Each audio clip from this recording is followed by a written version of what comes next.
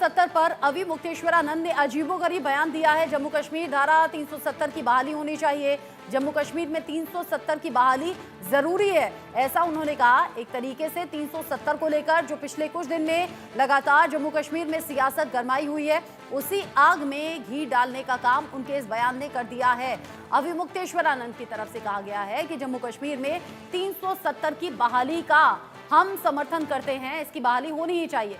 हालांकि प्रधानमंत्री नरेंद्र मोदी से लेकर गृह मंत्री अमित शाह और बाकी बड़े नेताओं के जरिए लगातार ये कहा जा रहा है कि अब 370 इतिहास हो चुका है, उसकी कभी वापसी हो नहीं सकती। जरा सुन लीजिए क्या कुछ कहा अभी मुक्तेश्वरानंद ने। हम तो गौ भक्त हैं, हम गौ भक्ति के कारण चाहते हैं कि 370 बहाल हो जाए। सच बता रहे हैं। क्यों? क्योंकि जब धारा 370 लागू थी तो धारा 370 के अंदर रणवीर दंड संहिता लागू थी। रणवीर दंड संहिता कभी नाम सुने हो? नहीं सुने हो। धारा 370 सुने हो, वही सुनाया गया। धारा 370 के अंदर रणवीर दंड संहिता कश्मीर में लागू थी और उसमें गौ हत्या करना, गौ हत्या करने के लिए प्रेरित करना, गौ मांस रखना, गौ मांस खाने के लिए व्यापार करना, इन सबको मृत्युदंड तक की सजा थी। कश्मीर में गाय हत्या नहीं हो सकती थी जब तक धारा 370 लागू थी, और जब से धारा 370 हटी है वहां पे खुलेआम गौ हत्या होने लग गई है। रोज वहां पे परेशानी हो रही है। ये क्यों किया आपने? आपको धारा 370 हटानी थी तो देख के तो हटाना चाहिए था कि इसमें हमारा गाय माता भी आ रही है।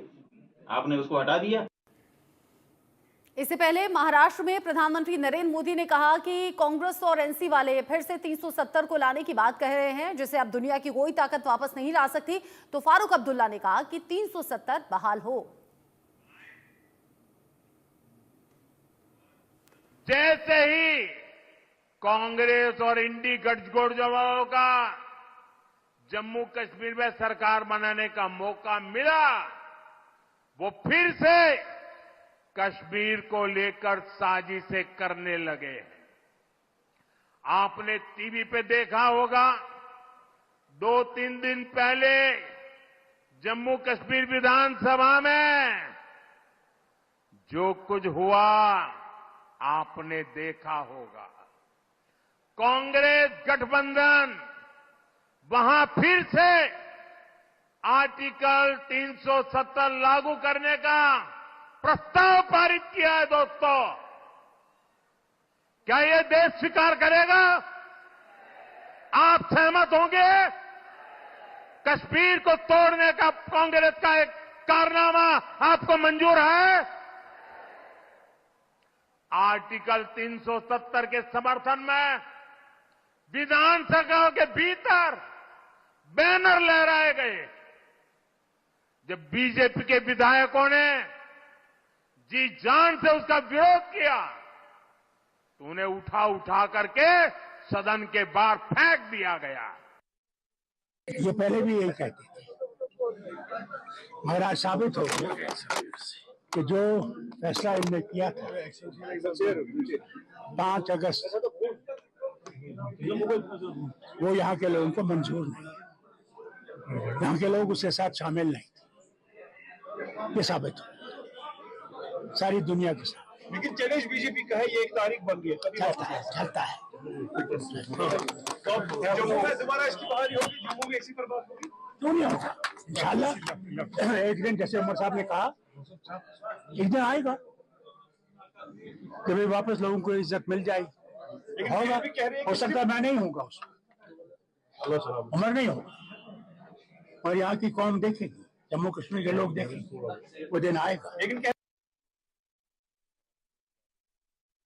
अभी कश्मीर की असेंबली में मीटिंग हुई, नेशनल कॉन्फ्रेंस के साथ कांग्रेस पार्टी ने भी एक रेजोल्यूशन किया कि धारा 370 वापिस लाइए।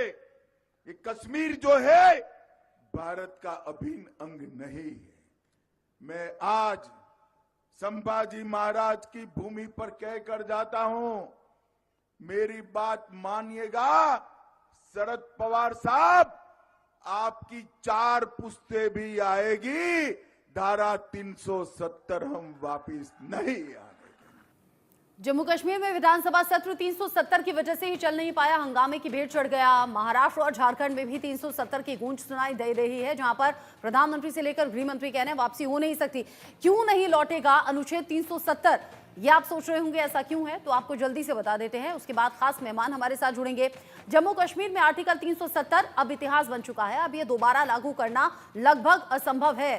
370 हटाने पर सुप्रीम कोर्ट के 5 जज मोहर लगा चुके हैं। 11 दिसंबर 2023 को सुप्रीम कोर्ट ने 370 को हटाने को वैध माना। कोर्ट ने अपने फैसले में कई तथ्यों का जिक्र किया था।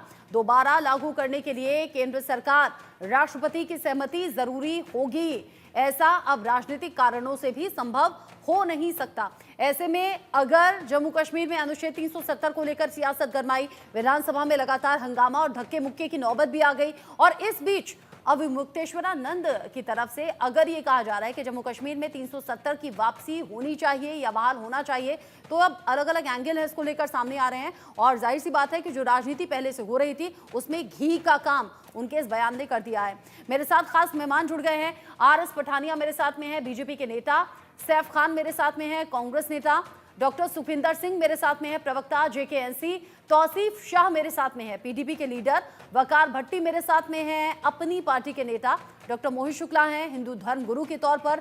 सैयद नफीरुल इस्लाम मेरे साथ में जुड़े हुए हैं, मुस्लिम स्कॉलर के तौर पर। आप सभी का बहुत बहुत स्वागत इंडिया न्यूज पर वक्त देने के लिए। सबसे पहले मैं रुक कर लेती हूँ, जिस तरीके से अभी की राजनीति गरमाई हुई है और जम्मू कश्मीर में विधानसभा सत्र में भी हंगामा खूब देखा गया। RS पठानिया जी, ऐसा लग रहा था कि विधानसभा के भीतर ही नहीं, देश भर में अब चर्चा उस राजनीति की हो रही है जहां 370 का जिक्र है, और अभी अविमुक्तेश्वरानंद का ये बयान कैसे देख रहे हैं?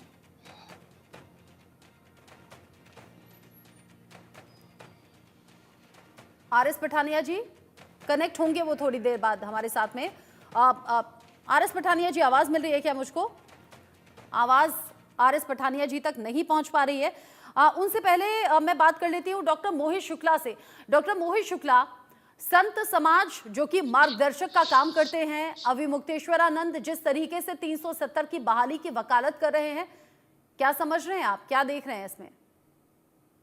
देखिए, धारा 370 जो है वो हटाई जा चुकी है और दोबारा लागू भी नहीं हो सकती है। और इसमें स्वामी जी ने जो कहा है, उनका पूरा बयान मैंने पढ़ा, तो उसमें उन्होंने ये कहा कि गौ हत्या जो थी वो धारा 370 में प्रतिबंधित थी, तो गौ हत्या नहीं होनी चाहिए। तो उस पर मैं ये कहूँगा कि गौ हत्या वाली जो बात है उसको जो है पूरी देश में लागू होना चाहिए, पूरे भारत में जो है गौ हत्या प्रतिबंधित होनी चाहिए। उस पर मृत्यु दंड का कानून होना चाहिए, जो स्वामी जी की बात का निष्कर्ष निकल रहा है। तो ये जो उनका विचार है कि धारा 370, देखिए मैं कश्मीर में जो हूँ, 1 माह मुझे रहने का अवसर मिला है और मैंने वहाँ शैव मत की स्थापना कश्मीर से हुई, वहाँ उस पर सेमिनार भी किया है। तो वहाँ के मुस्लिमों से मैंने बात की, उस समय भी वहाँ गौ हत्या हो रही थी, उन्होंने स्वयं स्वीकार किया। और जब कश्मीरी पंडित वहाँ रहते थे, विवाद शुरू हुआ था 80 के दशक में, तब भी वहाँ गौ हत्या लाल चौक पे की गई थी, तभी वहाँ से झगड़ा शुरू हुआ, शुरुआत वहीं से। तो ये गौ हत्या वाली स्वामी जी की जो बात है, संभव है कि उनको ये पूरी स्पष्ट जानकारी नहीं है। और धारा 370 जब नहीं हटी थी तब भी वहाँ गौ हत्या हो रही थी। वहाँ गायों की संख्या अधिक है, भैंस नहीं दिखाई पड़ती है, जो मैंने वहाँ देखा। तो वहाँ पर जो मांस की दुकानों में बड़े बड़े जानवरों के मांस लटके थे, तो वो भैंस और भैंसा तो हो नहीं सकता। यानी आपका ये कहना है कि ऐसा नहीं है कि गौ हत्या पहले नहीं होती थी, ऐसा पहले भी हो रहा था और ऐसा अभी भी हो रहा है। लेकिन अगर 370 की बहाली की बात अविमुक्तेश्वरानंद जी की तरफ से की गई है, तो आप कह रहे हैं कि ये उनकी आधी अधूरी जानकारी है। डॉक्टर सुखविंदर सिंह, जिस तरीके से जम्मू कश्मीर में लगातार आर्टिकल 370 का जिक्र है, अगर संत समाज का बड़ा चेहरा, अविमुक्तेश्वरानंद जैसा बड़ा चेहरा ये बात कह रहा है, तो इसके पीछे वजह क्या है? क्या बैकडोर से कोई बात हुई है? सबसे पहले आपके तमाम पैनलिस्ट को मेरा नमस्कार। देखिए, बड़े अफसोस की बात है कि मैंने अभी 2-3 जो भाषण सुने हमारे प्राइम मिनिस्टर ऑफ इंडिया और गृह मंत्री जी का, मुझे बड़े अफसोस के साथ ये कहना पड़ता है कि महाराष्ट्र के लोगों को मुझे लगता है कि 370 से ना नुकसान होगा ना फायदा होगा।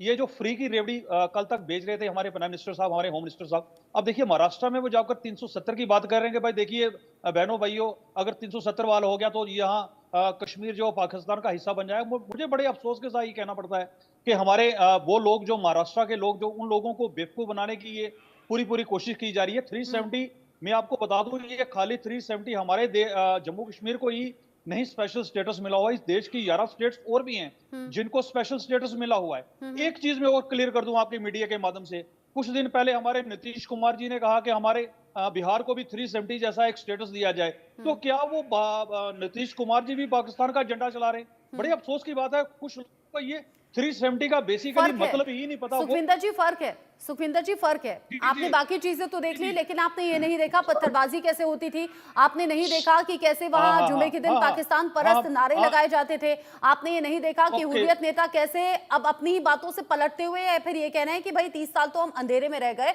अब जाकर हमें होश आया है। इन सब बातों को भी तो देखिए। ओके, मैं आपको बताता चलूं। देखिए, आपको पत्थरबाजी में बता दूं, ये भी इसके पीछे भी एक चाल थी। आप पत्थरबाजी हट के आपको कौन चल रहा था वो ये चाल? देखा कि जम्मू रीजन में जितने बड़े अटैक्स हुए, किया ये पत्थरबाजी का। ये जो 10 सालों में जो इन्होंने जो सरकार बनाई, यूटी अभी भी अटैक हो रहे हैं हमारे कश्मीर में, हैंड ग्रेनेड फेंका गया। क्या ये आप समझते हैं कि यूटी के बाद भी ये फेलियर रहा है हमारे गृह मंत्री जी का? आपको मैं ये बता दूं, यूपी, बिहार, उत्तराखंड, झारखंड, क्या वहां भी कश्मीर का झंडा चलता है जहां पत्थरबाजी होती है? ये चीजें अगर आप कश्मीर के साथ कंपेयर करें तो मुझे लगता है कहीं ना कहीं एक रिलीजन को बदनाम करने की पूरी कोशिश की जाती है पूरे भारतवर्ष में। ये आपको मैं बताता चलूं, देश में इस वक्त, नहीं मुझे पूरी बात करने दीजिए, जम्मू कश्मीर की बहुत सारे युवा ऐसे लोग हैं जो इस देश की सेवा करते हैं दिन रात, हमारी सिक्योरिटी फोर्सेस में रहकर उन्होंने अपनी जान गंवाई हो। कोई डाउट नहीं, लेकिन आपने ही बोल दिया ना सुखविंदर जी, लेकिन आपने ही बोल दिया ना कि घटनाएं पहले भी घट रही थी, घटनाएं आज भी घट रही हैं, आतंकी घटनाएं हो रही हैं ना, लोकल सपोर्ट अभी भी मिल रहा है ना। मैं ये बिल्कुल नहीं कह रही, बिल्कुल जम्मू कश्मीर से बहुत से ऐसे युवा हैं जो देश के लिए प्राण तक न्यौछावर कर रहे हैं, देश की सेवा कर रहे हैं और देश प्रेम उनके दिल में बसता है। लेकिन जो दूसरा पहलू है उसे भी हम नकार नहीं सकते, उसे भी हम किसी भी तरीके से इग्नोर नहीं कर सकते। मेरे साथ और भी मेहमान है और आज मेरे पास बड़ा पैनल है, इसीलिए एक पैनलिस्ट को अगर मैं इतना वक्त दूंगी तो बाकी सबका समय कम हो जाएगा, इसीलिए एक एक करके सभी को अपनी बात कहने का मौका देते हैं। तौसीफ शाह मेरे साथ में हैं जो कि पीडीपी की तरफ से हैं। तौसीफ शाह जी, जो अभी